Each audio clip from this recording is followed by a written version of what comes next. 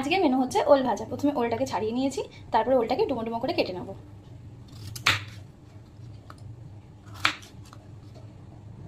ঠিক এইরকমভাবে কেটে নেব। এরকমভাবে প্রথমে ওলগুলোকে ডুমো ডুমো করে কেটে নেব, তারপরে খুব ভালো করে ধুয়ে নিতে হবে। এবার এইটা নুন হলুদ দিয়ে সিদ্ধ করতে দেবো। প্রথমে একটু জল দিয়ে নিই, এবার এর মধ্যে নুন আর হলুদ দেবো। পরিমাণ মতো নুন দেবে, কারণ এরপর যখন আমরা এটা ভাজবো তখন আর নুন দেবো না, তাই নুনটা এখনই দিয়ে দেবো।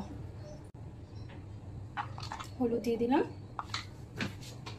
এইবার এটা নুন আর হলুদ দিয়ে সিদ্ধ করতে বসিয়ে দিলাম। 10 মিনিট ফুটবে, তারপরে আসছি। 80% মতন পুরো সিদ্ধ হবে, তারপরে এটাকে নামিয়ে নেবো। আমার এটা সিদ্ধ হয়ে গেছে, এবার আমি গ্যাসটা বন্ধ করে দিয়ে 5 মিনিট পর এটা ছেঁকে নেবো। এটা 80% মতন সিদ্ধ হয়ে গেছে, তারপরে নামিয়ে জল ঝরিয়ে নিয়েছি। এখন এটা প্রচণ্ড গরম রয়েছে, এখনই এটা ভাজবো। তার জন্য এখানে সর্ষের তেল বসিয়ে দিয়েছি। গরম হলে এখান থেকে একটা একটা করে নিয়ে ভাজতে দেবো। অবশ্যই মাথা রাখবে খুব গরম, তাই চামচ ব্যবহার করবে, হাতে করে একদমই করতে যাবে না। এতটাই গরম যে হাত পুড়ে যেতে পারে। তেল গরম হয়ে গেছে, এবার এর মধ্যে একটা একটা করে ওলের টুকরো দিয়ে দেবো। এক পিঠটা ভাজা হয়ে গেলে এক একটা করে উল্টে দেবো। ভাজা হয়ে গেছে, এবার তুলে নেব। এই হচ্ছে ওল ভাজা। তোমরা এই মেনুটা যারা যারা খেয়েছো তারা আমাকে কমেন্ট করে জানাতে পারো, আর যারা যারা কখনো খাওনি তারা বানিয়ে অবশ্যই আমাকে জানিও।